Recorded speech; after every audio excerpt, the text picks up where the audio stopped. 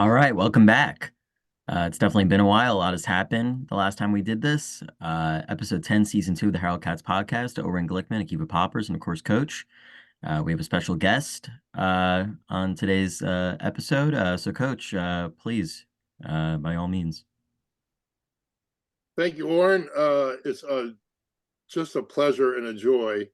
I always like successful coaches, guys who are successful everywhere they go, however long they're there. And Coach Brooks Miller is exactly that. It's Trine University, I think, right? It's not Trine College.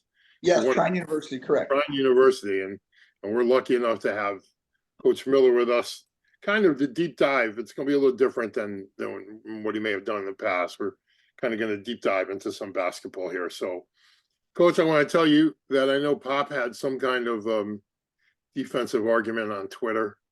I'm very proud to say that this chess player learned all that stuff from us here. So he's come a long way in his, nerd fandom, and now we've turned him into a basketball mind. So I'll take some responsibility for that, but I'm glad that he's able to handle his own on a basketball conversation. So we're very proud of him. Oh, that's great. I know he's famous now, so thank you for answering his text. Most of us ignore them. So you answering them is all right. So, Coach, I'm Harold Katz. I've been coaching for 4 decades plus. I've had some of our, I would assume, and I'll get to it, some of our influences may be the same, just from watching your teams play. And what we try to do here is really go deeper into X and O than just a generic fan podcast, where, hey, let's find out about your team or your players or stuff like that. We're going to go really deeper into Coach and your philosophy and stuff like that. So if you could just tell us where you played in high school, run through college a little bit, and then we'll start talking about your coaching. Yeah, I'll do my best to keep it very simple. I think I can sum it all up into I have had some very tremendous mentors in my life as coaches that were just really strong men that taught me so many different things. I had a high school coach, Jerry Kiefer, who I can't wait to tonight. We're actually going back. I'm going back to my high school to be a part of honoring him for his 32 years. This is his last season at our high school, Evergreen High School in Northwest Ohio. I talk with him 5 days a week. We fish together in the off season. We're really close. And I lost my father in high school. So I had a younger brother and sister. So he was just a tremendous mentor for me at that time when I needed it. And then I was lucky enough to go to the University of Toledo and play for a year for a man named Stan Joplin, who was an incredible defensive mind. I think some of the principles that we have today, we've taken from Coach Joplin. He's still in the Toledo area. We're about an hour and 15 minutes, hour and a half from Toledo. So I actually ran into his son the other night at a game recruiting. So he was really important to me. I was a walk-on at that time. And in that situation, I was humbled greatly. Sometimes I didn't even know if Coach Jop even knew my name. So I went from a high school situation where you're one of the best players in the state of Ohio in Division III. And then I go to college, and it was very, very humbling. And I really needed that at that time. And I was fortunate enough, after being a walk-on there, to go to Hillsdale College as a player and play for a man named Ed Dauma, where I was absolutely, every mistake I made was brought to the forefront. So Coach challenged me over and over and over again from the get-go. And I was lucky to be on 2 NCAA tournament teams there at Hillsdale with Coach, but I really learned how to handle not being everybody's favorite, I guess, in some ways, as I was, growing up in a small town. So I needed that at that time of my life. And I was fortunate enough, after playing at Hillsdale with some great teammates and 2 NCAA tournament teams, a GLIAC championship team. And when I was at Toledo, I was a part of a MAC West championship, which we learned a lot from that too. Had some great assistants there. Coach Dalma brought me back, and I was able to start my college coaching career for him. And under Coach Dalma, I was introduced to Pat Knight, and Sure. We built a relationship there. And then when Coach Dalma retired at Hillsdale, I actually interviewed for the Hillsdale head coaching job at 27 in Division II. But I had the opportunity to go down and work for Coach Knight as a graduate assistant. And it's probably a 12-pack to a case story to tell you exactly how it all played out. But I was really lucky to run into Pat at the Final Four. And he said, heck, if you work for Coach Dalma, you sure can work for us. So I went down there. I just showed up at Texas Tech. Pat told me to come in May or whatever. And I got there and Pat was out fishing somewhere with coach. And I get there and Chris Beard is there to meet me. And he goes, "Who are you?" And I said, "Well, I'm Brooks Miller. I'm the new GA." He goes, "Yeah," he didn't tell us anything. So Coach Beard and I started a relationship then where he helped take care of me. And I was really Coach Beard's assistant my whole time at Texas Tech, 1 year under Coach Knight.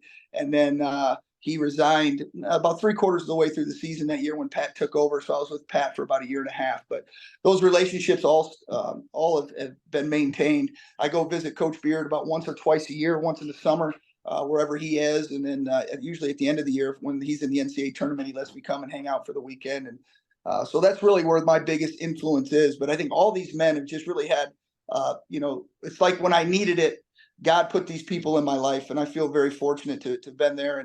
And my goal as a coach is just to try to share those experiences with these young men, taking young men and trying to get them to embrace the responsibility of being adults. And I think that's the best platform we have. I got a great email this morning at 6 o'clock from Buzz Anthony, who said some great things about our program and the game that we played against them a couple years ago at Randolph-Macon during the COVID season. And he talked about wanting to be a Division III college coach. And I just told Buzz, I said, part of what I told him was, don't worry about where you're at. Don't worry about the level. Just embrace the platform. Embrace the responsibility that you get to be with these guys and help them on their journey, because you were just there recently.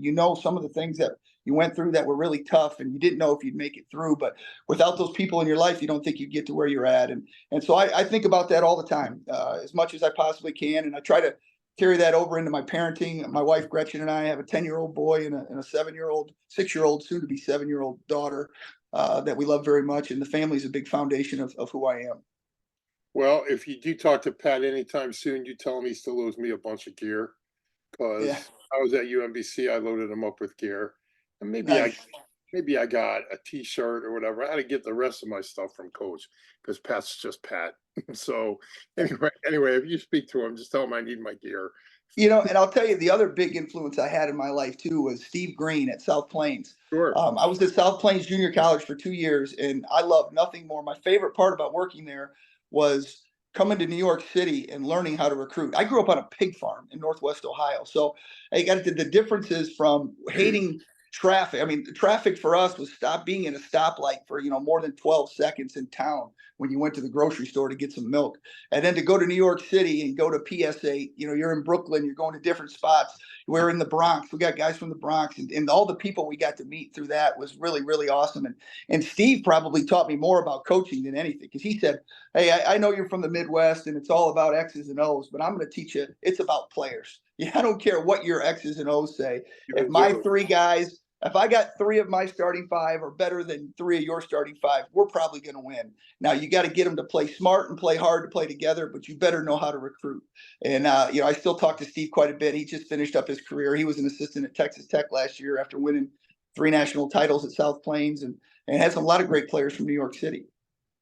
Well, I mean, he's right. It's more about Jimmys and Joes than X and O's. But part of that is if and I've always felt this, and now we can maybe get a little deeper into it. I've always felt that I don't know if I need 3 out of the 5. I just need to be like you said, smart, disciplined, understanding what you're doing, where you're supposed to go, how you're supposed to get there, and play as a we and not as a me.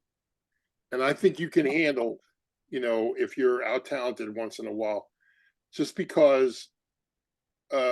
I mean, it still boils down, and tell me if I'm right about this, still boils down to how you can teach. You can get them Jimmy and Joes, but if you can't teach them, you're going to struggle like everybody else who can't teach them. So I like to believe that you're correct. It's always been about Jimmy and Joe. It's like recruiting, scheduling, and then what you're putting on the floor. And so the Jimmys and Joes part of it is important, but I still think you got to give them something, because if you and I guess it's about 40 to 50 possessions that you and I can trade baskets. And then the last 30 or 40, that's going to be the difference between you winning or me winning, if you know what I mean. It's kind of like a race. You win 60, you lose 60. And what you do and the other 40 is going to make the difference in if you go to playoffs or. Yeah, and I think one of the things that separates coaches from each other is how we recognize the talent in Jimmy and Joe. So it's not always running, jumping, shooting, dribbling. Talent has a lot to do with being able to listen.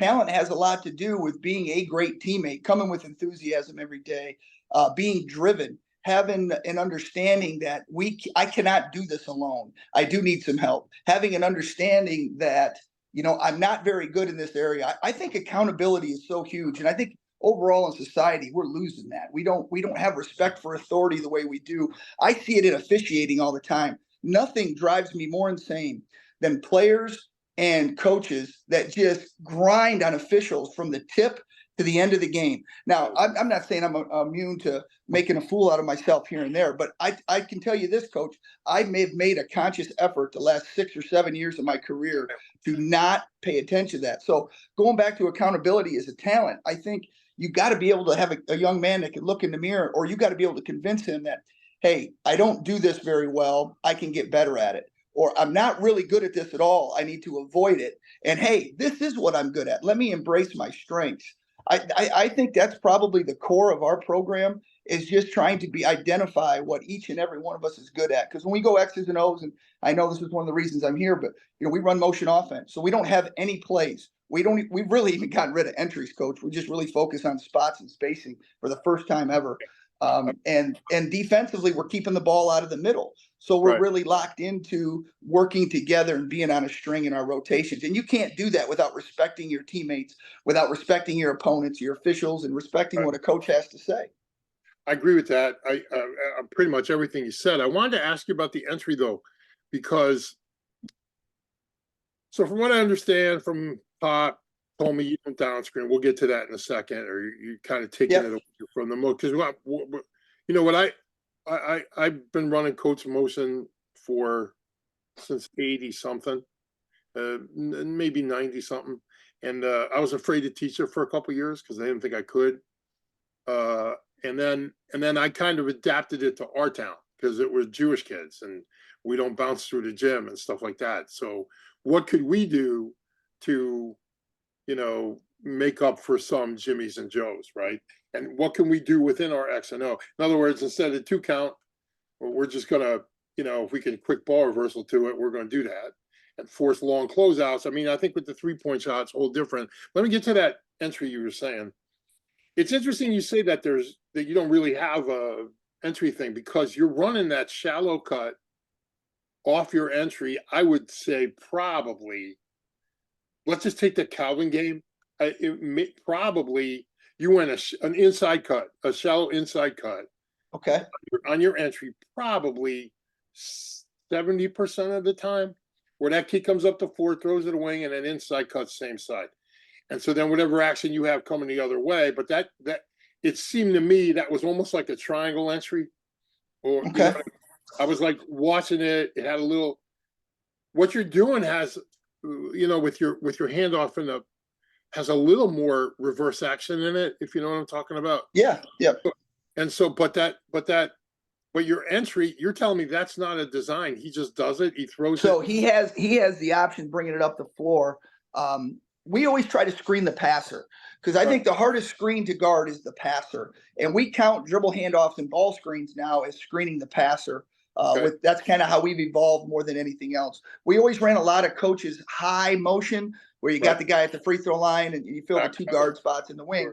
And then we ran a lot of stacks. So we'd have a 2 guard entry or 2 guard front, a 1 guard front out of stacks, whether it was high or low stack or triple stack, however we'd want to do it. And then we had the release option where it basically turns into almost a 5 out above the free throw line. So, but then when I'm watching these guys play, when I'm not around, or not really structuring them, I'm just watching how you can just see they're naturally figuring out where to go and how to play.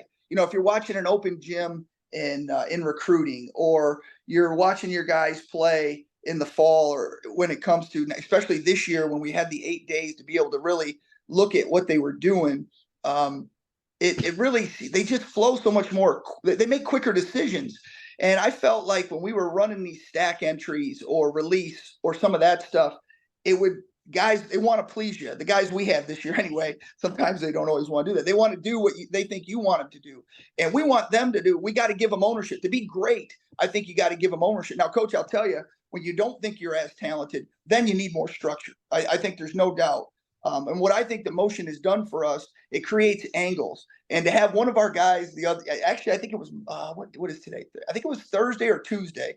One of the players came to me and said, Coach, I don't need any more of that crossover stuff. Just catch and rip, straight line, screen, catch and rip, or shot, fake, and go. I mean, it just makes you really think, because he never played that way in the other places he's ever been, whether it was high school or the other institutions he's played at.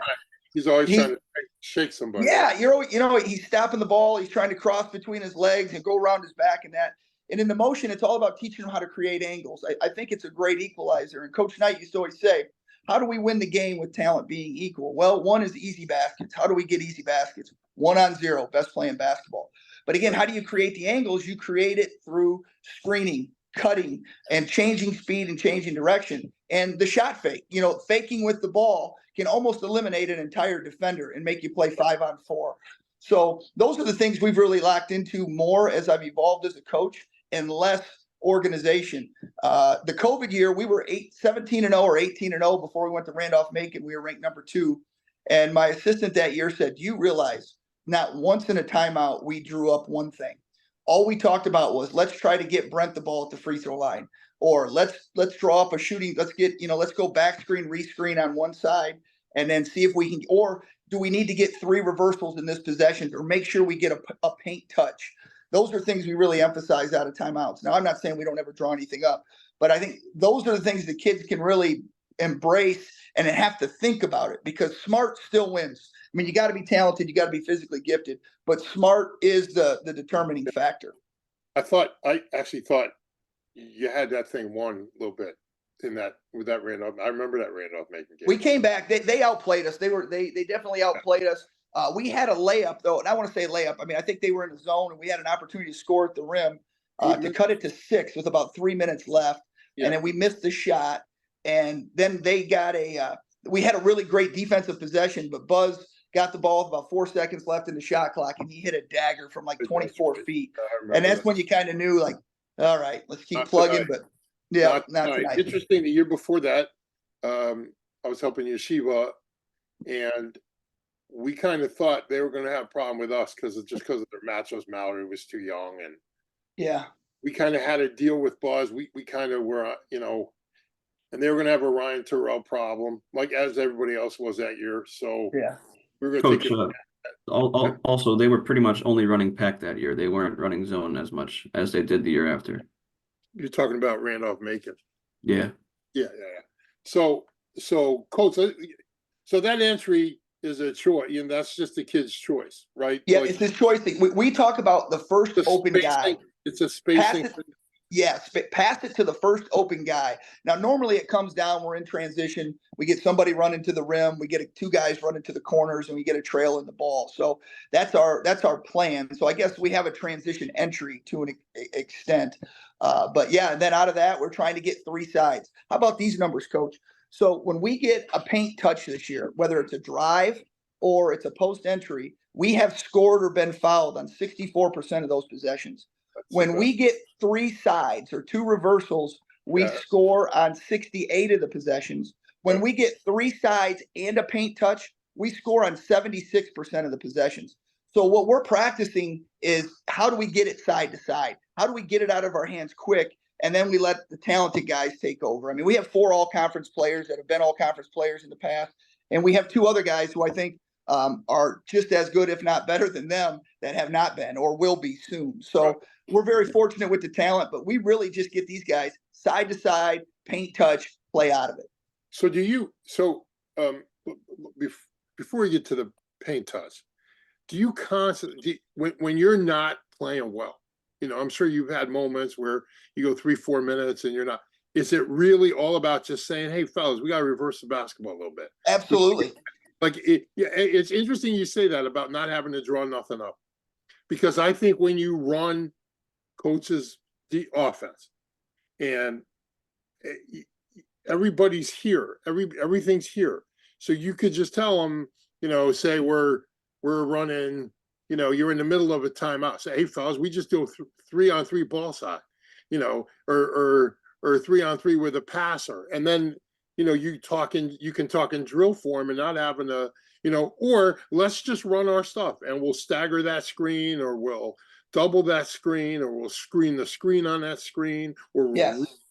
so your verbiage, because you rep it every day like that, instead of saying, hey, we're running Texas up or Texas down, or hey, we're going to run this.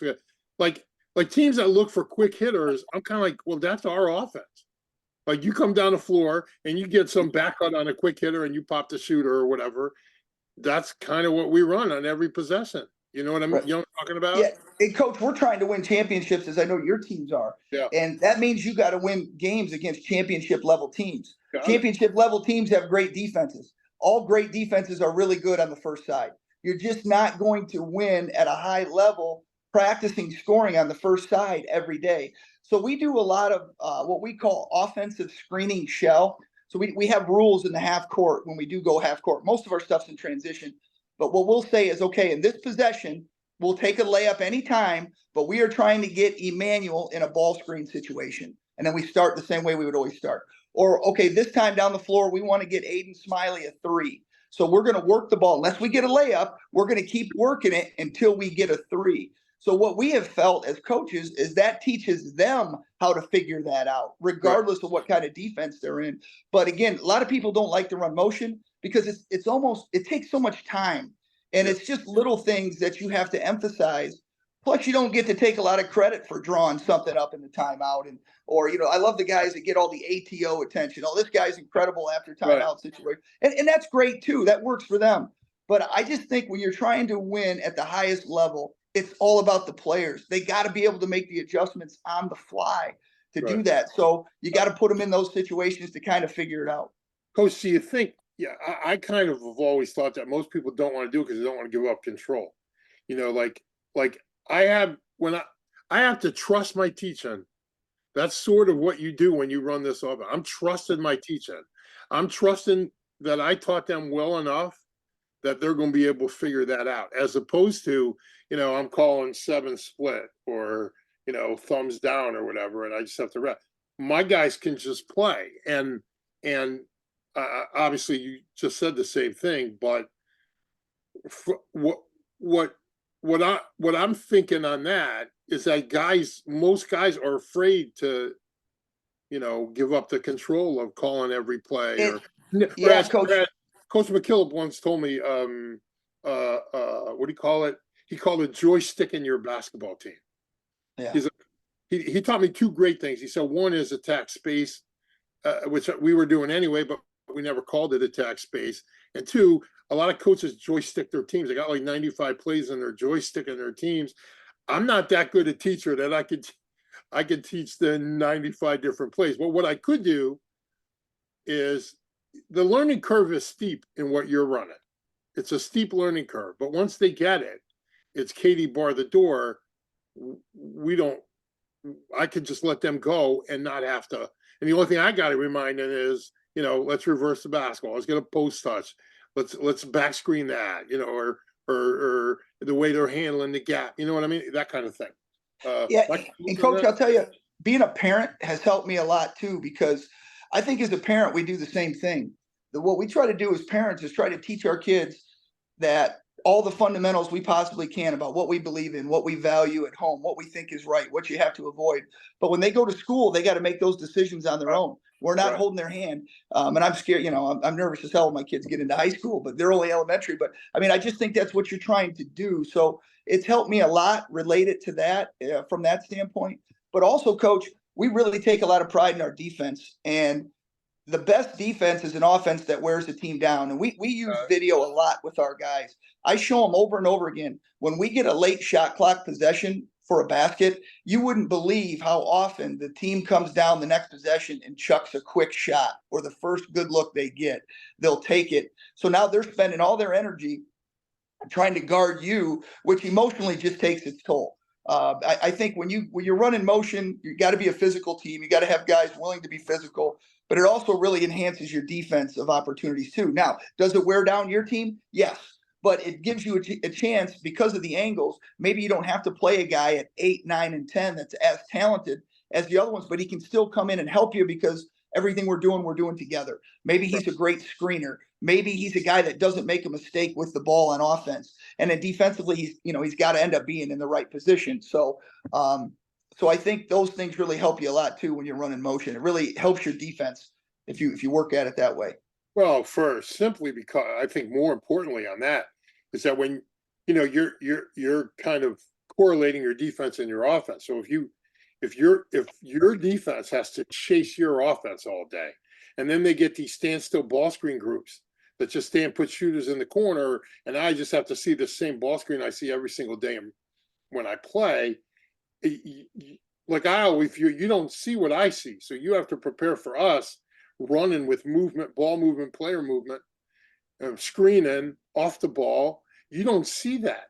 And so what you see every day is ball screen coming over the top, shooters in the corner, kick it or whatever it is. And your defense is better simply because you got to guard yourself every day. That's A. B, I wanted to ask you about this.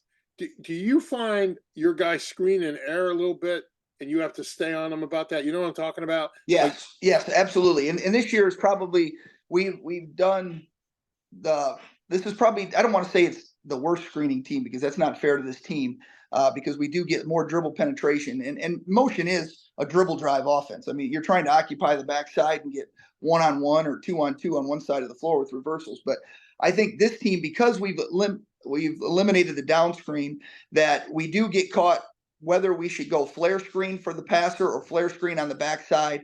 That decision making has come a little bit more difficult, but back screens and up screens have become more common for us. And the on the ball screens have been really effective, helping us, one, to reverse it, and then two, putting pressure on the defense late in the clock. But yeah, I would say this is not the best, most physical screening team we've had, but we're getting there. We're getting better and better every week. Believe me, that's something. Those are clips we show every week to the guys. Here's a missed opportunity on a screen, or here's one where we just we always talk about chest up plays, chest up on defense, chest up on offense. And, you don't want to be the guy that's on the non-chest up reel that week at practice. Right. So on that, I'm not, tell me why you got rid of the down screen. It's interesting. Okay. It was interesting to hear about it, but tell me why you got rid of it.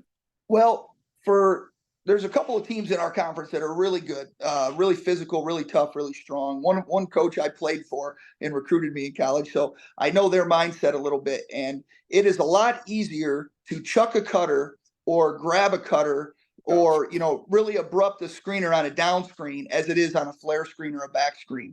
So we felt the best way to compete with those guys in a half court setting was to eliminate the traffic in the middle of the floor where they were big and strong and physical. How do we get them spaced out? We looked at other teams that beat those guys and said, okay, this is what they're doing. How can we adjust the motion, which is, again, the best part about running motion is you make adjustments every year based on your personnel. Sure. How can we get a little bit more space? And I'll tell you, last year, we just weren't very skilled. We probably started 4 forwards in a center. One of the forwards was able to dribble a little bit to get us initiated. So that was kind of our style of play too. But we wanted to avoid all the holding and the grabbing. And again, we're talking championship games too. One thing I love about officials is they want the players to decide, regardless of what most of the fans think. But when you get into those big games, there aren't a whole heck of a lot of fouls called. It is a player's game. And, I think that was kind of the mentality of the teams we were playing against. Hit them, chuck them, do what you got to do to disrupt the action. So we wanted to counter that and say, okay, that's fine. Here's what we're going to do now and try to attack you a little bit differently. But now the lane line congestion problem is only congestion if I'm coming from the wing and down screening to the block, or I'm down screening to mid post. But if I'm stepping into the elbow and then coming out to outside the 3 to screen that, now all of a sudden my curls are available. You can still bump me and all that stuff, but now I've spread the floor a little bit. And I would agree. You know what I mean? Agree. Absolutely. And I'll tell you, it works differently. Motion looks different against different styles of defense. So, if they're not going to go out and guard you at the 3-point line, now those those down screens are happening. They're not happening on the 3-point line. If they're sagging in, with some of these teams do, some of the guys don't like to guard everybody. So it Right. kind of screws up your spacing a little bit. But no, I agree with you. I coach, I think there's a place for the down screen with what we're doing. But what I want our guys to do, I'm trying to help them make quicker decisions. So by not practicing it, I think it helps them not think about whether they I think there's, there's, I don't know what the word I'm looking for is here. I'm not smart enough to come up with it. You get kind of, I don't want to say slippage, but I think for the good we could get out of practicing it every day, I think for the overall decision-making process and the quickness of those decisions, that we just decided not to go through it that much. Now we still do it occasionally, but it's not something that we did. I mean, we used to train it. I mean, it was 15 to 20 minutes of shooting drills, down screen shooting 2-on-0 every day. And we just changed that a little bit. Right. So I hear what you're saying, because you can mess that lane line, and now everybody's having a convention at the lane line, and now everything's congested. So you can't get your post. You have terrible spacing coming off of that screen. So I get that. I kind of like better the, step into the elbow and then go get it on the perimeter. And now everything's available. The back cut's available, the flares available, the curls available, straight cuts available. And I think that the flash cut is the most dangerous cut in basketball right now today. Like nobody like you guard it. We'll get into that in a minute. But most teams aren't guarding flash cuts, mans or zones. They're just kind of, because maybe it's movement and maybe it's quick. I'm not really sure why, but I find that the flash cut hits you right in the mouth, in the middle of the paint, or, on a lane line. And now all of a sudden you got to guard that in front of you and behind you, if you know what I mean. Like I'll catch it here and I have baseline movement here. Everybody collapses. I got kick over here, that kind of thing. So like we tell our guys, if you're coming off of that down screen, for instance, from the 3, and your guy's trailing the play, the straight cut, flashing that is just as dangerous as curling that. Everybody just wants to curl it. I don't know why, but they tend to tight cut that. You know what I mean? Yeah. I think that flash cut is far more dangerous, just because you get in a scoring position, you got everybody's attention. I could be one-on-one in the paint with the guy. You know what I'm talking about? So I find that man or zone, that I don't know if that's been your experience, but I find recently, last maybe 5 years, 6 years, maybe a little more, the flash cut's just a killer. I hate it when we have to guard it, because we're in help. You got to see both. Kids are peeking at the ball. Flash comes right in front of you and you're dead. You know what I mean?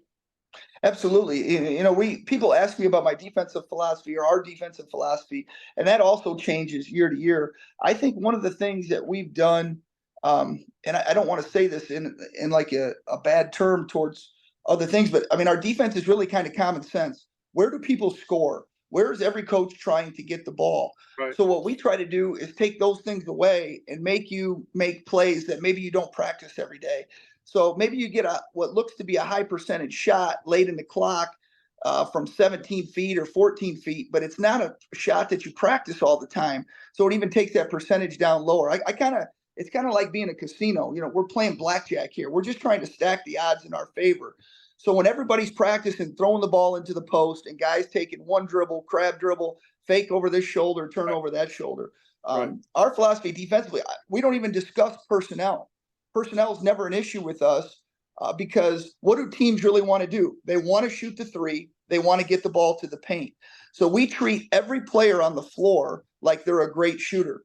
I get a kick out of listening to Fran Fraschilla when he's getting all over a coach about, I can't believe they're out here guarding this kid. He shoots 14% from 3 or whatever it may be, or he's not a shooting threat. Well, let me tell you something, Fran. Maybe that's not what they practice every day, because we're going to treat that guy the same, because I don't want my guys or our guys to close out to someone and say, hey, is that the guy that coach said could shoot? Or is that the guy who said he couldn't shoot, and slow him down? So if we're trying to send the ball to a certain spot, we're practicing every day when that ball is driven from the wing to the short corner, and where we're all supposed to be and what gaps we're supposed to cover and what jobs we have. And I'm not telling you this is the right way to play. I'm not saying everybody should run motion or everybody should play no middle defense, but it's really worked for us because one, the guys are all really involved. It requires a lot of communication. It requires a lot of togetherness. It requires a lot of bodies, whether they can play or not. You got to play 8 to 10 guys to be able to do it effectively. So those are the things we look at. All these kids love to shoot the three and then put their 3 fingers in the air and wave to their girlfriend in the crowd. So if we can keep them from attempting the threes, we think emotionally maybe we have an advantage. And then if we can front the post, where Coach Knight was always stay behind the post, make them make a basketball play. I think a lot of people feel that way. I think it's a really smart way to play. But with us, we're trying, because of how we're trying to take away the perimeter, we have found, why don't we stay between our man and the ball, no matter where it is, Right. and really cause some disruption there and try to do things that maybe they don't practice every day, but have to practice 2 days before they play us. Right. So that make a play was kind of my thing forever. And Yeah.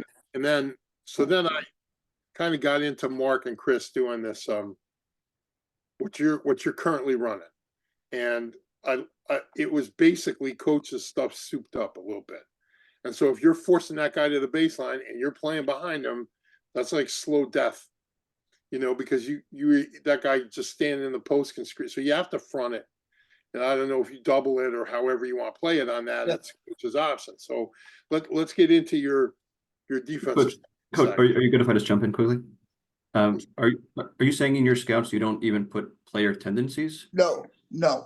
Nothing. Because nothing, if he's really good going to his right, if he's really good right-handed driver and he is on the right side of the floor, we're sending him with his right hand to Sure. the base. We're trying to keep him out of the middle. Sure. If we got a post guy that really loves to go over his left shoulder with a right hand hook, if he's on the right block, we're keeping him out of the middle. We're going to attack him from the backside. If he's well, first of all, we don't want to let him catch the ball. So if he doesn't catch the ball, we have an advantage there.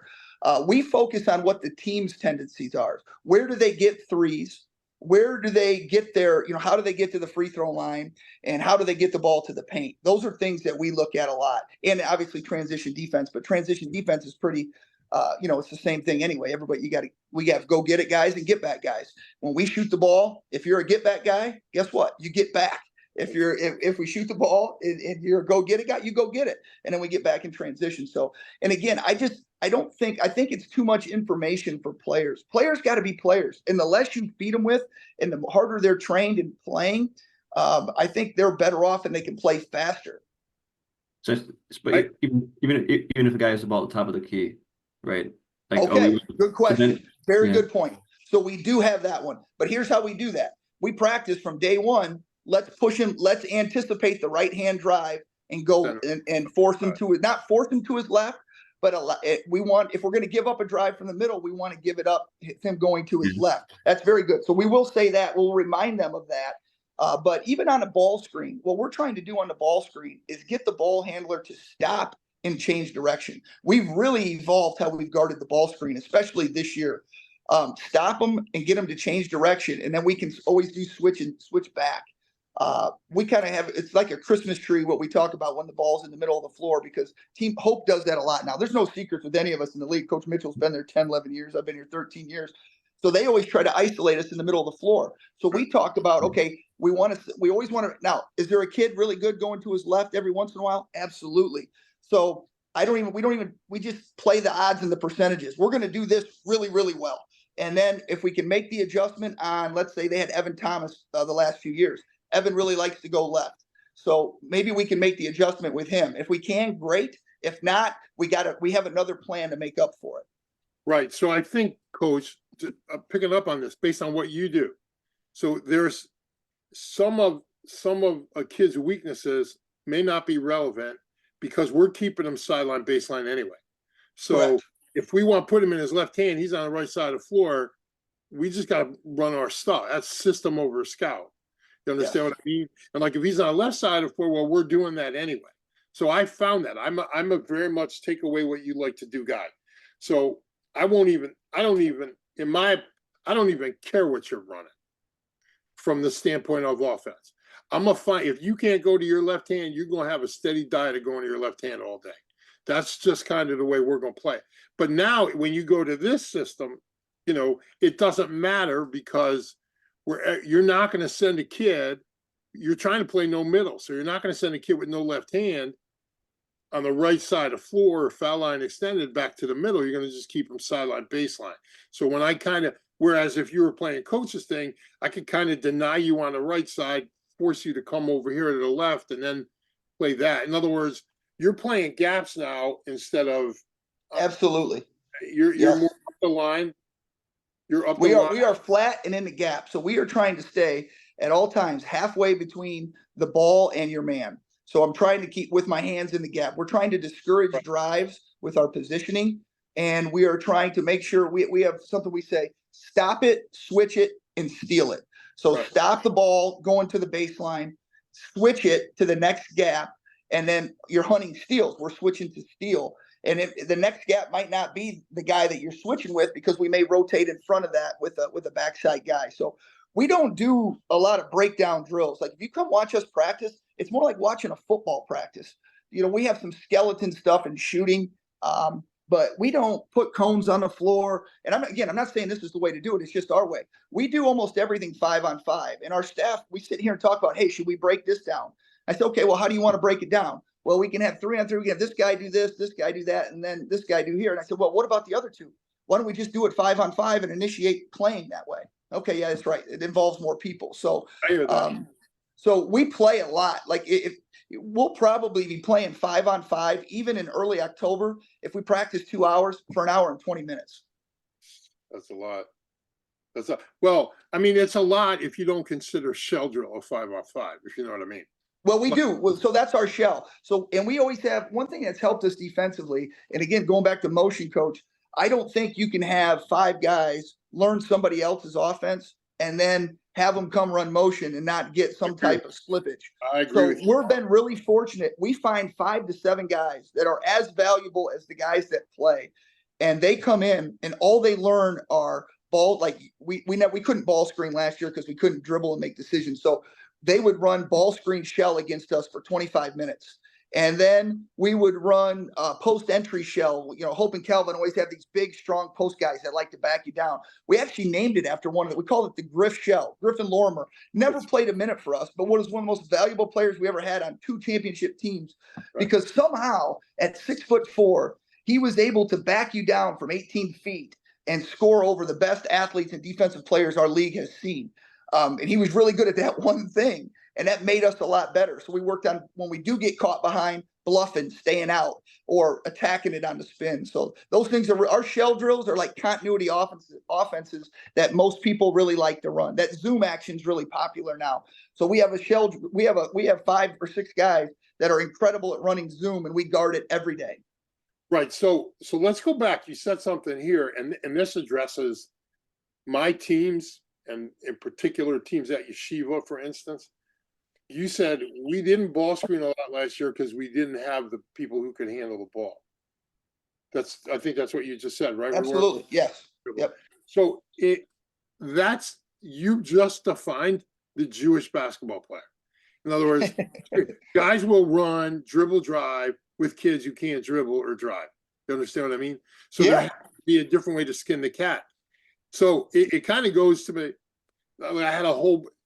It's peeling into a whole bunch of questions in my mind, but let's just go to that ball screen stuff, because we catch a lot of crap for not ball. But what people don't understand is we don't really have guys who could do that. Like there are no 6'5" Jews who could take you off the trip. They just can't do it. I mean, it's what God gave you.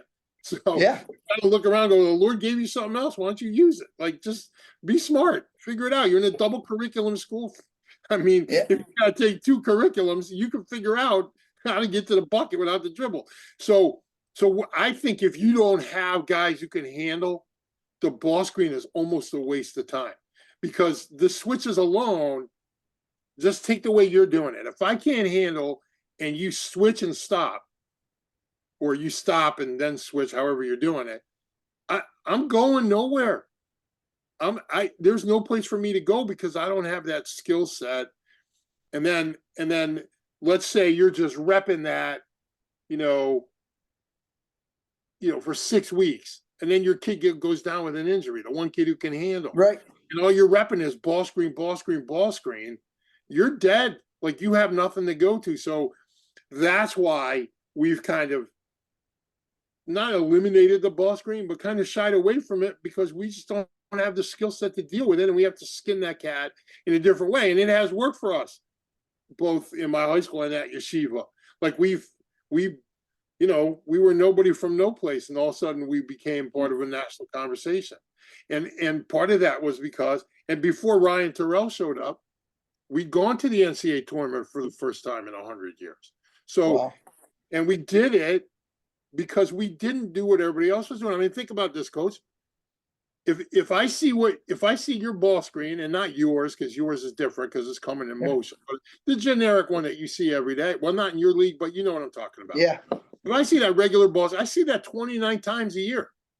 So when I get to the NCAA tournament and I know I'm playing a team like that, I've already seen that. I know what also, he hadn't seen me. Right. He hadn't seen us run in motion.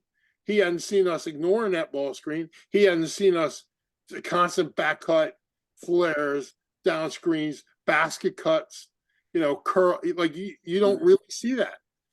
So the preparation for you, it has got to be 2 days longer than the preparation for a regular generic basketball And team. coach, if it's a Saturday game and not a Friday game, you've got no time. I'm not even going to address that. Yeah, but then you definitely got no that is advantageous, Coach Brooks.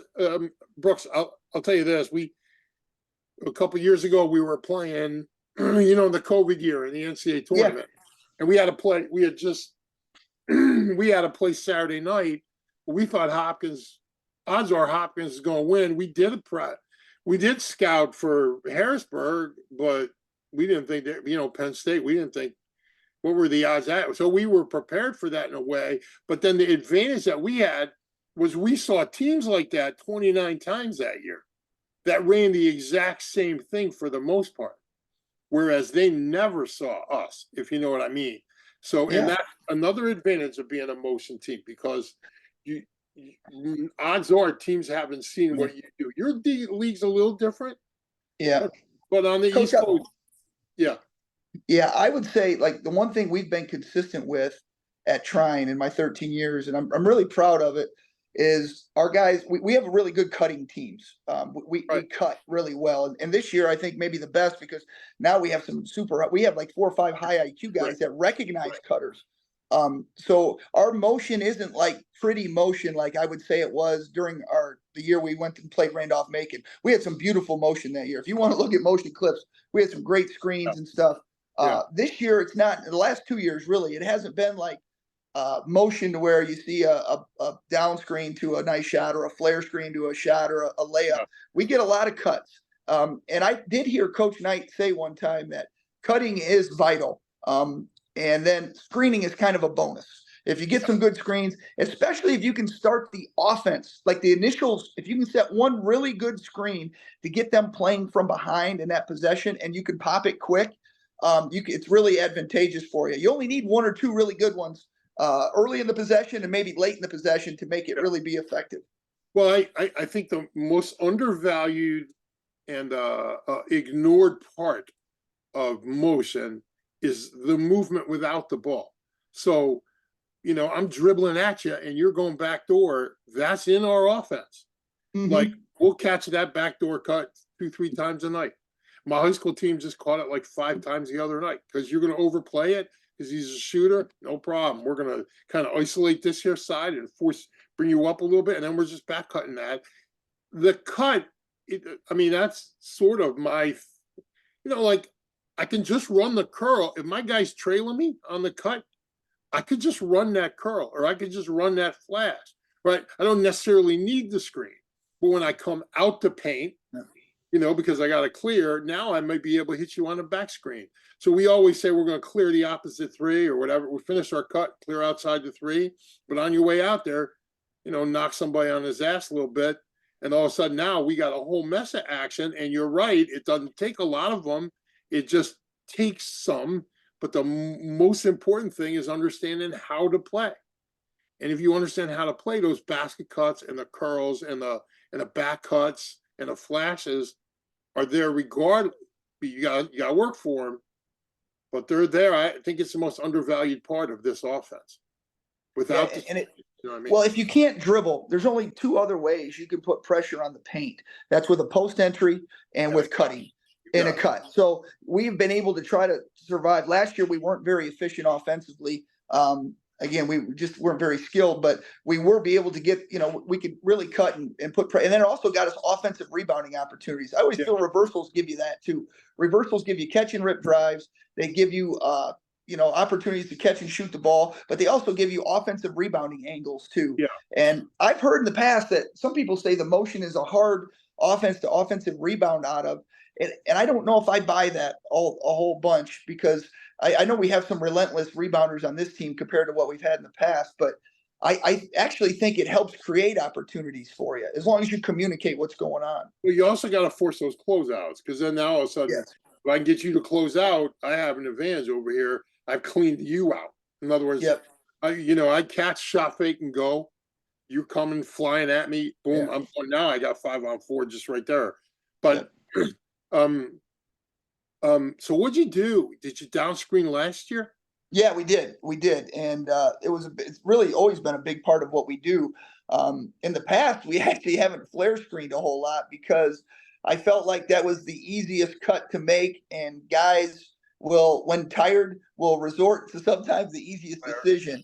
So we even out of the down screen, we really never popped. We either back cut or tight curled, just because we wanted to get the screener open to make plays more than anybody else. So I'm still evolving as a motion coach too. I think I don't have the answers at all, but what I love about it is it does allow you to tinker with it and see, okay, this team can do this really well. How can we get the motion to kind of fit what we do well? Last year we did a lot of triangle on the inside and key, with the baseline cutter. We basically played 3-man motion on the inside, 2-man motion on the outside, which is not pretty, but it put us in position to offensive rebound. And then this year we're doing a lot more with, I would say, the high alignment, or, we get the low post guy occasionally. We cage a lot. So what we call a cage, I don't know what coach called this. I don't ever remember him doing it, but the Miami Heat did this when LeBron and those guys were there and they were winning. They would put Dwayne Wade on the wing, Chris Bosh on the block, or LeBron, and then Bosh on the top. And they would go down screen for Wade and back screen for Wade. And then he would just choose which one he wanted to utilize. And then the other two guys played out of that. So I thought, I said, he puts that guy in a cage. So we just called it cage. And it's kind of like a flex, I think, more than anything else. Yeah, I've seen coaches' teams do that.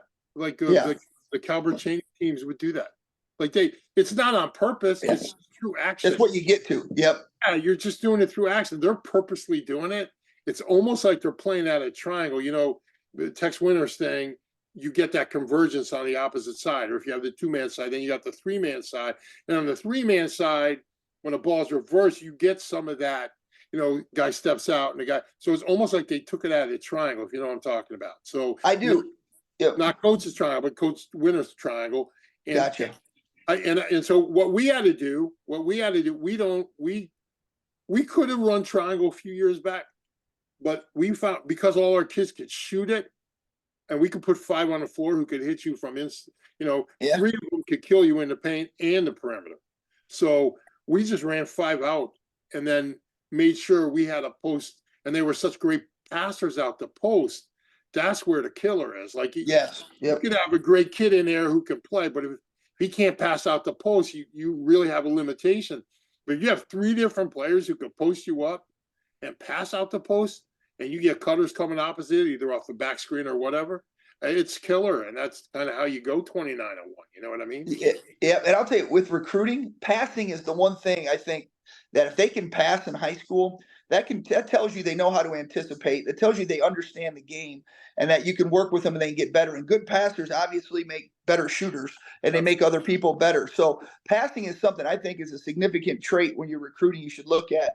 But I want to go back to what Avika mentioned earlier, tendencies. We will look at defensive tendencies of individuals. Like we will go cage, either maybe, let's say if somebody's got a freshman, we're going to, hey, let's screen number 12 or this kid as many times as we can to start the possession, or the leading scorer on a team. Usually it's point guards, right? Point guards They love to play defense on the ball, but once point guards get off the ball, you can just Yeah. abuse them in screening Right. situations. Yeah. So those are guys we try to pick on. And I'll tell you, Brent Cox has been with us 5 years. I don't think he could name you 6 players from Hope that played for them. I when it comes to personnel, except for the guys that we tried to screen, except for the guys we knew we could back cut.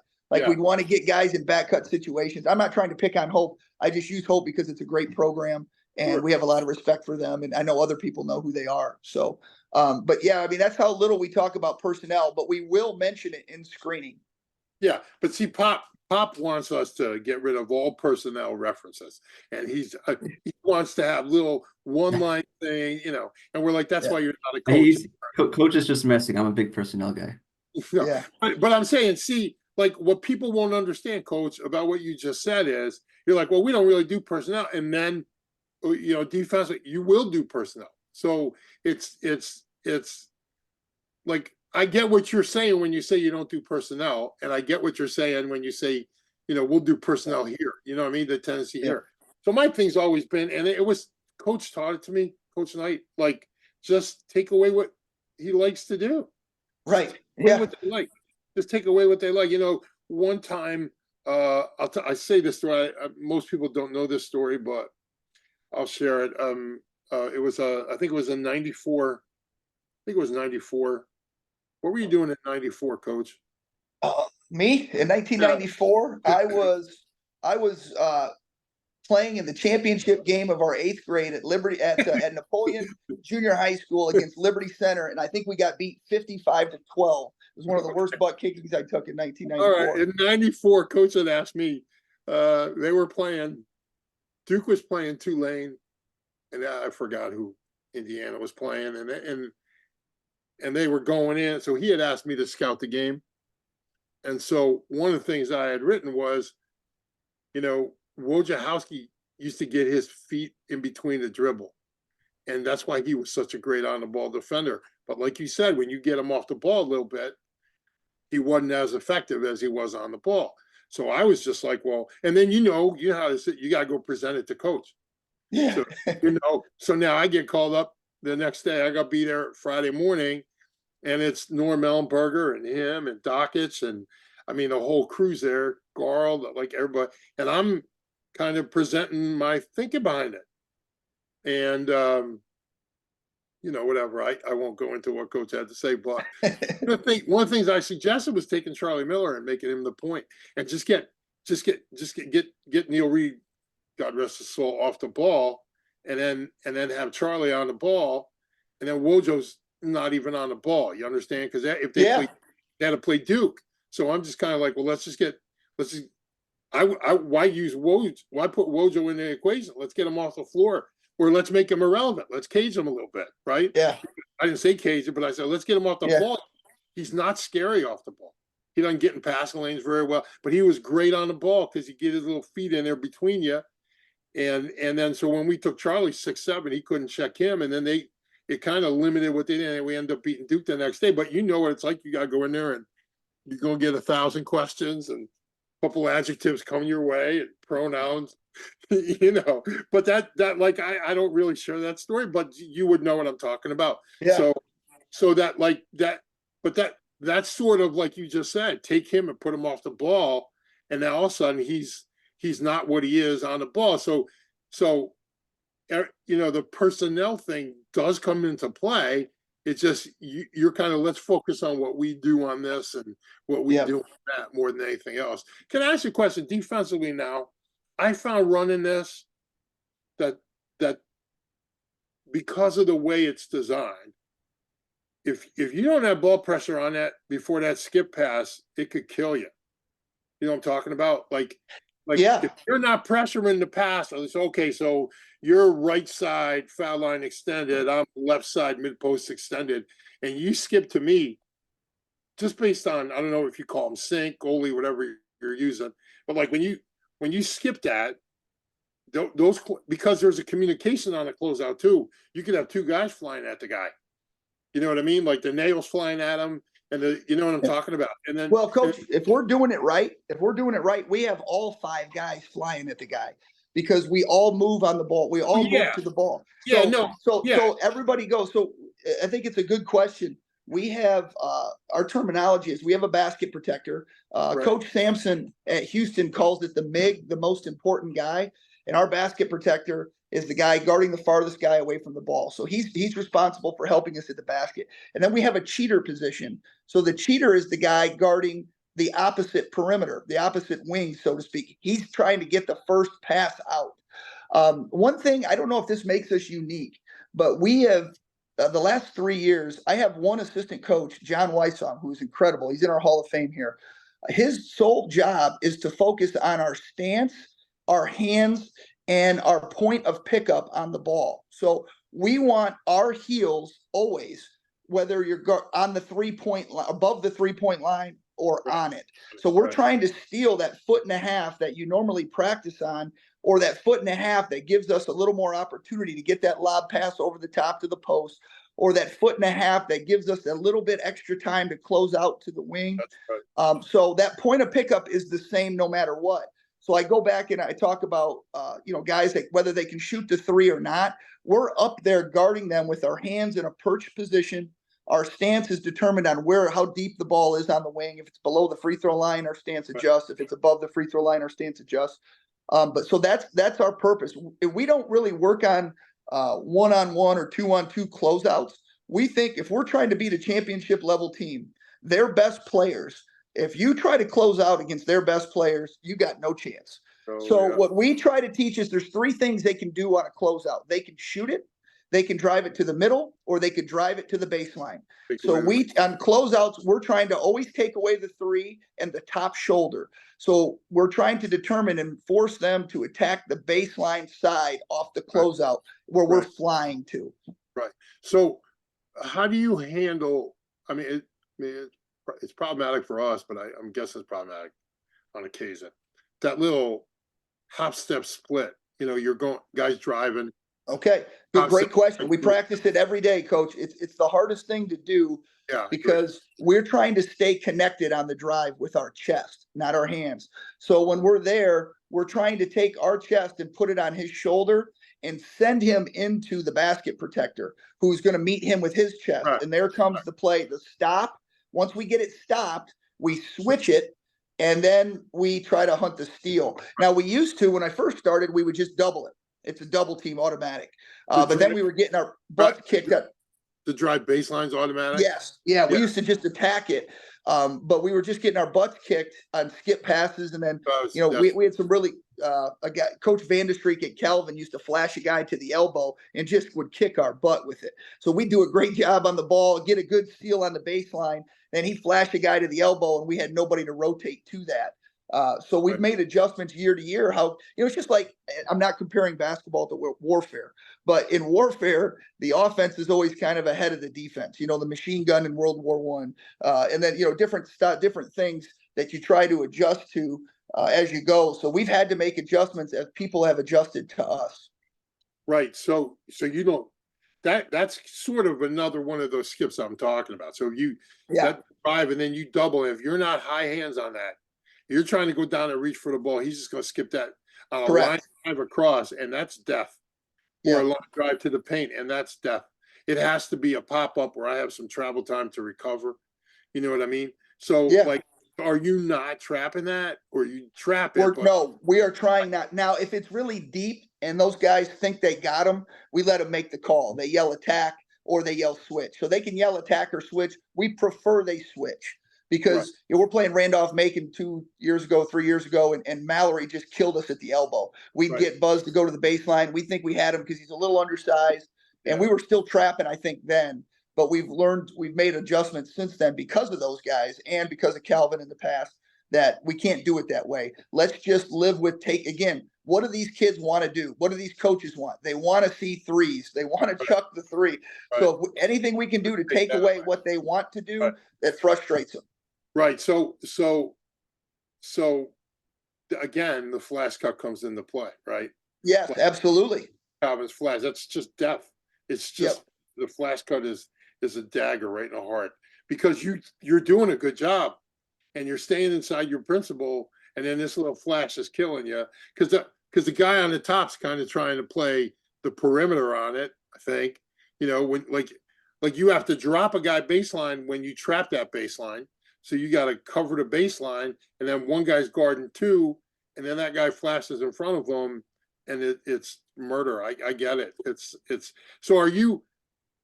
So when a ball drives baseline, are you taking that pass out away on a wing, or you're just gapping that anyway, right? We're gapping. We're hunting the closest gap. So our guys are doing one of two. The mindset should be this: we're either stopping the ball or we're intercepting the ball. So we're trying to hunt the next closest gap. So we get caught once the ball is driven baseline. We lose. We practice against cutters every day, whether it's flashing high or basket cutting. We're trying to pick up the next closest gap. And that's why we really got away from attacking it on the baseline, is because they would send a cutter and then they would have the guy deep. So the cheater wouldn't know whether to take the cutter or to stay out. So we started switching it so we could cover both of them. Right. So let me ask you about taking the charge. Are you doing a lot of that? No. So we've always been a charge. That was we took 7 charges in a game against Benedictine 2 years ago. Last year, I think we took 5 or 6 charges in a game. I mean, it's been the staple of our defense, but they took it away from us. We have not. I was just going to ask you that. For whatever reason, they decided, which hurts, when you talked about guys that aren't 6'5" and fast and stuff. That's how we built the program initially, was with guys like that. So we had to take charges. But now we're still teaching the same principle, but we're telling them, don't fall. Just pop them with your chest up, don't fall, but you still got to take the hit and deliver the blow. There's a really great clip. If you guys want to go check this out, where it's the first possession at Hope. Uyghurink, we have a pretty good possession. We get him to reverse it a couple times, and Uyghurink just puts his head down. He's a great player, really aggressive. And one of our guys comes over, puts his chest on it. He doesn't try to fall, but he just knocks him clear on his butt. But then Emmanuel comes from the backside and blocks it into the stands. So those are the things that we're trying to protect against. But we are really just focusing on taking those hits without falling now. So we have not taken one charge yet this year. Wow. Because I'm just saying, like, we're built on that, Mike. Yeah, you have to. But running that D, you got to do it. Obviously, you don't now. But again, it's talent. So when you have limited talent, you have to be able to control the paint somehow. National tournament, these guys were witness of. We took 8 of them, in the game. Probably should have had a 9th one on a baseline drive. Probably won the game for a team we were playing. But the Jimmys and Joes over there were way better than ours. Right. In the game, because we controlled the paint that way. And now they, at least in high school, they're trying to take it away. But to me, it's a major disadvantage to teams, to guys who built their persona around defense. It's turned into a major disadvantage. And now you don't even know. Like, I'm watching the game the other night, and there's like 7 flops, and they don't call none of them, and they give them all charges on it. It was just nonsense. So, that thing's got to get fixed a little bit. But I think I kind of think it's a sports writer call, a sports writer analytics thing. That's why I'm rid of it. Coach, I think it's all what it is and I'm just going to pick on one guy, but it's more than him. But I listened to Jim Boeheim come on TV, who is, obviously one of the best recruiters of all time, who can't stand guys that have less talent that come over and make plays that their guys can't. So he's against the charge call. Well, at their level, maybe it should be about entertainment, but in college athletics, in my opinion, even at their level, if you ask me, it's still about teaching competition. The competition matters. How can we help level the playing field for the teams that need a little bit of help, if they stay disciplined enough and are willing enough to sacrifice themselves? So what we've taken out of the game, a young man who is willing to sacrifice his body for the rest of the betterment of the group, because of, it's not pretty on TV. And because of the elitists of the group. And I have a hard time with that. And what I'm fair in Division III, I think we should have our own rules committee, because we don't have the athletes these other places have. And, when you're calling all these touch fouls on the perimeter, And I'm okay with, again, I have no problem with the officiating. They're told to do this, but when we get a really good Division I official, Bill Eck does our directing here, and he's awesome, and he gives us a lot of good officials. But I know exactly how the first half's going to be called. Like, we got to be really careful on the perimeter because we have so many more collisions than they're used to seeing, and we get guys in foul trouble. I mean, so we try to make the adjustment. Hell, I'll start a guy that maybe wouldn't normally start because I figure he's probably going to get a hands call early, and if they call a couple on him, then they won't call it on the next guy. Right. But I think going back to the original point of the charge, I just think we've taken out of a play that requires a lot of selflessness. And I think we're missing that in a lot of different areas of our lives. And it's frustrating for me, which if we don't get another shot blocker after Emmanuel, I'm probably going to have to switch. I'm going to have to go work at Pokagon State Park. I think it's going to be my next career, because I don't think we'll be able to run this defense after that. Because if you can't take the charge, you better have a shot blocker. Yeah. And so I think they've done the same thing in high school with this 5 fouls in a quarter thing. And I think they took the best teams in America in high school, couldn't shoot free throws. They said it was like some injury thing on a free throw line. And my response, I mean, I've never seen that in 43 years where kids got hurt on a rebound on a free throw. Like, I've just never seen it. It might happen, but they're not tearing their ACLs on that. It's just some guy gets hit in the head. I mean, like, they're doing that because the best teams in the country couldn't make free throws. Because, you go to ABCD camp, and for the first 38 minutes of their 40-minute game, they don't shoot free throws. So they just give them the 2 points or whatever, So yep. I was at a game where Eddie Griffin played against John Najab. I think between them, I saw 4 field goals, one at 36 and the other one at 32. And because every time they got fouled, they just chalked it up to 2 points. And then late in the game, Eddie Griffin goes to the line, misses them both. And that's what happens when you don't. So this 5 foul, I think the Federation heard enough from the better teams in the country, and those teams aren't shooting the ball very well, and they don't like it that you can get them into a one-on-one. You know what I mean? Like, they don't like that. So we're just going to go 5 as a 2-shot. I think I hate the rule. And now more than ever, you got to know how many fouls you have on the board with 8 minutes to go, as opposed to like with 5 minutes to go. But that's a high school thing. That's sort of, But when I was in college, they used to, the good officials would give it to you if you took it the right way. Now you could take it the right way, and the official would be like, "Well, we can't call that now." And to their defense, like, we during that play I was talking about, I said, Pat, I said, don't you think that's that had been pretty close to a charge there, wasn't it? He goes, well, what they don't want us to call those. I said, okay, no problem. I appreciate you making it a no call, whatever. But I get it. Here's the other thing we put a lot of pressure on them for is, why don't we get rid of we're going in a different direction here, and I apologize, but we try to make their job so much harder than it has to be. Why don't we get rid of the offensive basket interference call? That would be one less thing they got to look at, one less thing you got to go to the monitor on. And I think it's a pretty entertaining play. You want guys going up there. It's like, I used to go recruit Louisiana when I was coaching junior college. I loved watching Louisiana high school basketball. It was like volleyball at the rim. It was incredible the way they would play. And I just think it'd be a lot more fun. And again, make it easier on the officials so they can focus on the stuff that's important. Well, at that point, why don't we just let them put their hand through the goal? Yeah, you're right. You're right. Fair enough.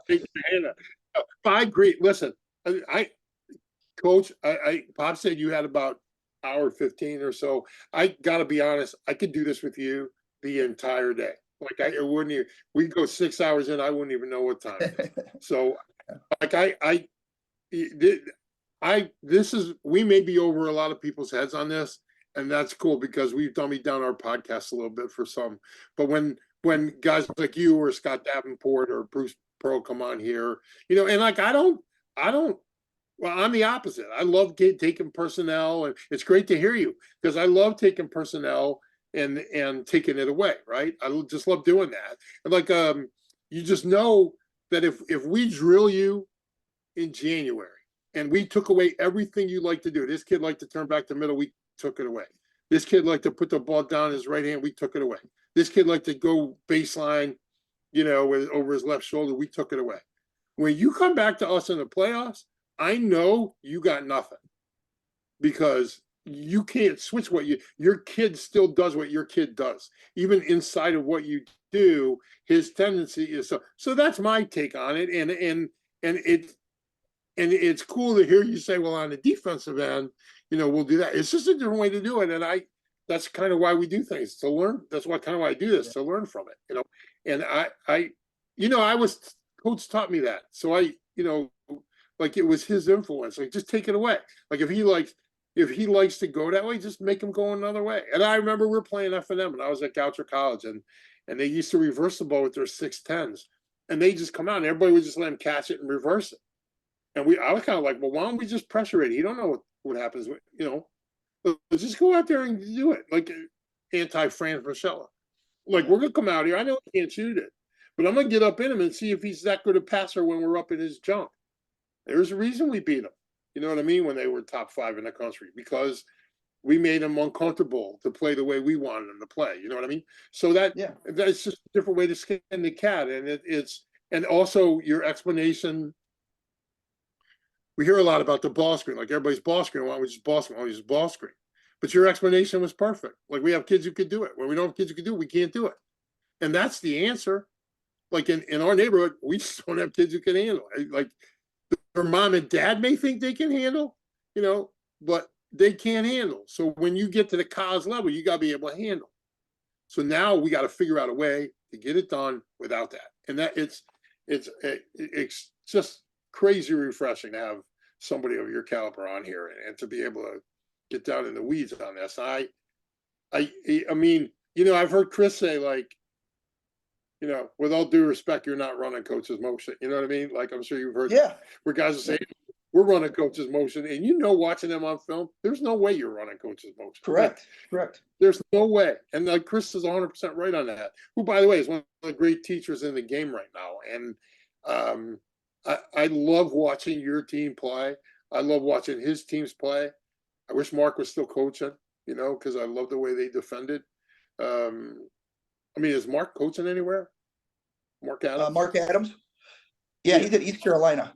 He's at East Carolina. Yeah, as an assistant. As an assistant down there. That's awesome. Are they running this defense, or? I am not sure. I have not watched them this year too much, but I really enjoyed my time. Him and Steve Green were best friends, and he was coaching at Howard Junior College when I was the assistant at South Plains, and so I got to really know him well then. And then when he started working for Beard, I got to spend a little more time with him. So it was really I think we would watch him. I'll leave you with this, if you don't mind. I'm not whether we, like I said, our motion's always changing. I think motion is different for everybody. In our defense too, it works for us, but it's not necessarily the way to do it all the time. There's only one thing I'll leave you with that I'm very confident about that we do, that I will always do no matter where I go. And it helps that we have Emmanuel. But when you said you had Bruce Pearl on here, who I have a ton of respect for many, many reasons.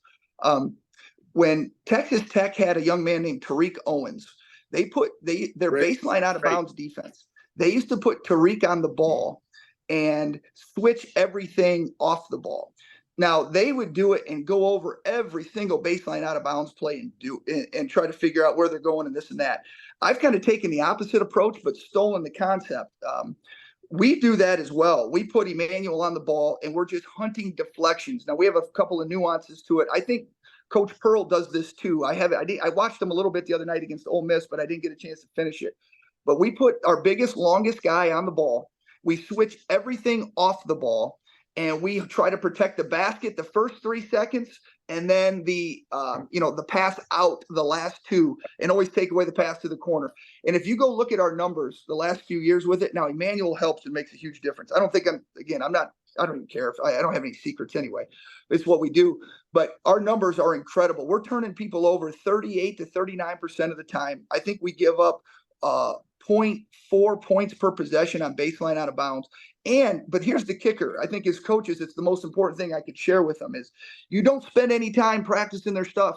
You just focus on your principles, and you're going to give up a layup once every 4, every 5 possessions, maybe 2, but over time, we have saved so much time and so much energy just being so principled on that baseline out of bounds defense that it's helped a ton. Now, go back and watch Randolph-Macon. Because they're smart and Josh is as great as they come and they have buzz. Buzz stands 16 feet off the baseline, almost leaning up against the wall in their gym because they can do that. And they just abused us on it. But I think if you look at that game, besides that's kind of an anomaly. But it was that's one thing I would share with coaches. I would, if you're going to look at anything we do and think, hey, maybe that's a good idea, that is something I think can translate to a lot of programs, save you time, and be really effective. Coach, when you put him on a ball like that, so you're layup on the 3 count, everything else on the 2 count, right? On the 4 count, Yeah. 4-5. Right? Yep. Is he, when you play that way, is he shading middle on that? Yes. 4? So he's lined up on the outs or the inside shoulder. He's lined up on the inside shoulder the first 3 seconds. And right, that's what I'm asking. On 4 and 5, is he still he does on whatever the he inside wants. He reads eyes and shoulders. Yep. He's super smart. He speaks like 4 languages. He's a great communicator. He's incredible. He's really special. I struggle with one. Yeah, if we get beat to the basket, the person that gets beat yells basket, and he just practices drop stepping and jumping. Drop step, jump to try to challenge the shot, whether block it or chest up, and that's been effective for us too. But also he can guard anybody on the floor. He's the best defender in college basketball. He played with a club on his hand because he cut his finger, separating a tendon in his finger, separating 2 frozen hamburgers for 4 weeks. But he's the best defender I've ever seen in college basketball relative to the level of what he does. So even when they try to isolate the guard, some teams will run the guard out and they try to get him one-on-one with them. That helps us because then they stop moving and stuff. But it's been really effective for us. That's something I would share with people that I think you should go look at, that you can do, and you can kind of figure some stuff out on your own through that. I think he had 7 rebounds in 13 minutes in this first game back with one hand. Yeah, and 5 blocks. Coach, so what I do usually is when I have intelligent conversation with coaches, I tend to bring it back down to the pop level, the Akiva level. And so usually I let them ask a couple, if you don't mind, if they're probably as long as it's some Division III top 25 nonsense, I'm good with whatever question asked. Well, I've talked a bunch, so let's see if Orion has anything first. I really have no questions. It was a really interesting conversation to listen to, and we really appreciate your time. We know that you guys have a big game tomorrow. Don't close them out yet, Oren. Pop, you got something? I'm let just him close you out, Pop. All right, I get it. You can thank him when we close out, pal. Thanks. Go ahead, Pop. That's what we do here, Coach. We abuse the help. Pop, what do you got? I'm curious, and when it comes to you got a guy driving baseline, so and then they'll bring a cutter down towards the basket. Yes. And so you need someone to cover down on that. How do you practice that? So we get set up. We start with the ball on the wing, and we have a great young man. Cam Alls is incredible at it. He doesn't play hardly at all for us in games, but he is super, super good with the ball in his hand. So he'll start at the free throw line extended, and we'll start guarding him, and he just puts his head down and attacks the baseline as hard as he can. So we have to decide. Then we'll flash a guy maybe to the free throw line or to the ball side elbow, or he'll stay put. Usually in this one, we'll flash him to the ball side elbow if we go 4 out, 1 in. And then the guy that's guarding the cutter either stays with him, or the guy guarding the other wing has to take him. And then we have to practice the switch out.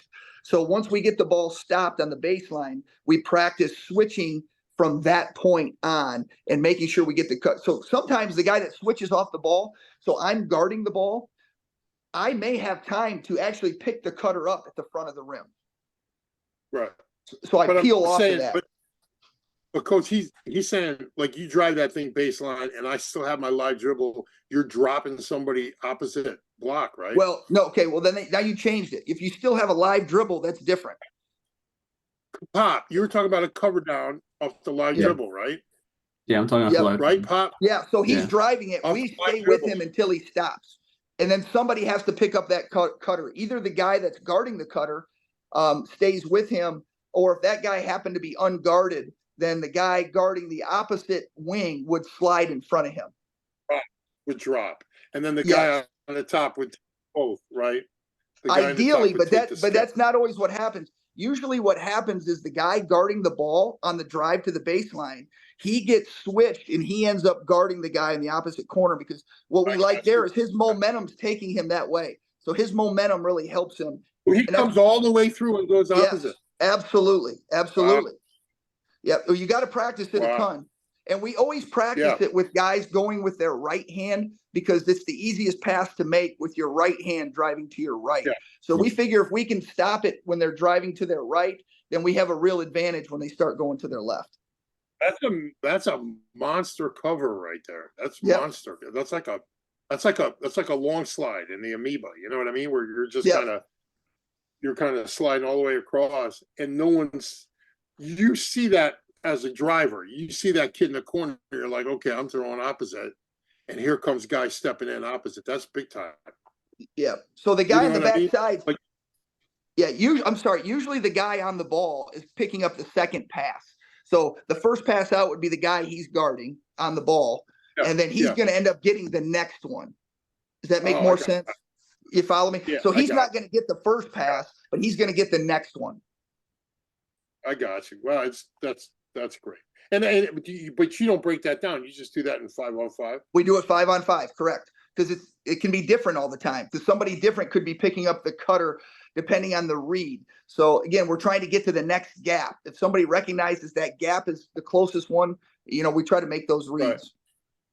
Right. But you're forcing them to put the ball on the ground. Though. You're getting up in them, and that's the biggest thing. Is we really want them to put it on the deck. Yeah, it's obvious from watching you play. It's just awesome. I mean, I love that defense because it's really the next generation of what coach was doing. So it's the same kind of rules apply. It's just souped up. You know what I'm talking about. So Absolutely. it's just I love it, and I love the way you play. I love the way you play on both ends. Thank you. And I honestly, it's great to hear that you didn't ball screen a year ago. Not so much because I thought Akiva said, well, he got rid of the ball screen. Well, yeah, now I get why they got rid of ball screen, because you have are they twin brother? Are they brother? Those two They're guys brothers. Yep. Yeah, they're brothers. Are they twins? Nope. No, I think they're at least 1 year apart. I think they might be 2. But they can both put it on the floor, right? And They coming can. off of that screen. Very good. And then Those are the transfers. Yep. And then so can some of our other guys have gotten better in that area too. So that's helped there. But we are you ball screening for 5 as much, or you're not really doing that? We're ball screening for anybody. So yeah, so 5's coming off them too. Again, sometimes we just use it for reversals to help us reverse the ball. I got it. All right, that's awesome. That's just great, Coach. Just again, I could go 5 more hours, but I'm busy too. So me too. Well, thanks for having me. I appreciate you taking the time. It was awesome for me. I don't know if all our fans are going to dig it, but it was awesome. It was really great, and I appreciate you taking the time and doing it. And now I'd love to be able to do this again. By the way, whether it's the off season or whenever. And I'm going to let Oren now say thank you and kick you out. Oh, all right. No, Go ahead, thank you so much for your time. Like I said, we know you have a big game tomorrow. Best of luck with the rest of your season, and wishing the Thunder the best of luck. Yeah, thanks for having us on. We really appreciate. We have so much respect for what you guys do, and we appreciate the thought. All pleasure. Thank you, Coach. Thanks, Coach. Take care, guys. Warren, you want to close? Yeah. I'm just gonna say, Coach, it's just great, awesome. I'm the best. I don't know if we left you hanging, Oren, but that was just great. And Poppers is gonna pretend. Go ahead, you close us out, Oren. Yeah. I think the takeaway of all this, Coach, we always dissect the interview afterwards, that styles could be different all across the world, but philosophy and approach remain the same. You got it. Yep. Yeah. Yep. Yeah. Thank you, Coach. That's awesome. Thank you. Yep, you bet, guys. Take care. Have a good Let weekend. me know when you want to come out to Angola. It's a pretty great place. You guys would love it. You East Coast guys. Never been to Indiana. How far are you from Terre Haute? 3 hours. We're away from Terre Haute. Not a great Jew joint over there. Yeah. I'm not trying to kill Terre Haute. Isn't that where like the Klan is and the Terre Haute? Weren't they like there? I'm originally from Northwest Ohio, so I don't know my whole. Because I'd be in the car, and Coach and I would just go, Katz, if we made it right here, I'd take you to Terre Haute where the clan is. They gonna love you, brother. I can see that, I guess, from my experiences down there. There you go. Yeah. All right, man. All right, Thanks. see you guys. Take All right, care. thanks so much. Take care. Yep. Wow. That was a lot of fun. That was definitely Yeah. a lot of fun. A great episode too, after we've been on a long break. So credit to Pop as always for arranging the guests for our show. So that was great. Yeah. All right, guys. All right, so that does it for episode Hey, 10. see the league pass. Oh, right. Yeshiva League Pass plug. There it is. And I See you hope next everyone time, has a no? great weekend. Coach, Super Bowl prediction before we sign off? Ooh. The team with the most points are going to win here. Oh, I'm not a Purdy guy. Like I'm watching Purdy the last couple of weeks and just going like, how's he in the Super Bowl? Like a little easy. I mean, what he does is he throws these little 5-6 yard dumps to, Yeah. Debo or McCaffrey, and all of a sudden it's 40 yards down the field. Like I think Kansas City they make him have to throw it, a little deeper than that. The Kansas City got to. I like Kansas City's chances. Coach, just do it. Listen, Coach, I hate the 49ers. They really destroyed my sports life, so screw them. just do it the same way you did the national championship game. Dude, no, I know a little bit about this. I didn't know nothing about that. Oh no, I knew everything about Michigan. No, what I hate the 49ers. They can't lose enough for me. I hope they lose twice on Sunday. That's what's up. There you have it, folks. I don't even know if I hate them worse than I hate the Cowboys, but it's really close. It's like tuna fish to me, man. Which Pop is probably eating right now. Probably tuna fish sucks. Sorry. I'm eating peanuts. Oh, okay. All right. Well, that's I'm gonna go with Kansas City. Take Kansas City in the points, yo. All right, there it is. Coach thinks the All Chiefs right, are going guys. to be back. That does it. What a great episode. That does it for season 2, episode 10 of the podcast. And hopefully we'll be back in the next few weeks. Hopefully it won't be as long a break compared to last time. Thanks so much as always to you guys for tuning in. We appreciate it. Have a great weekend.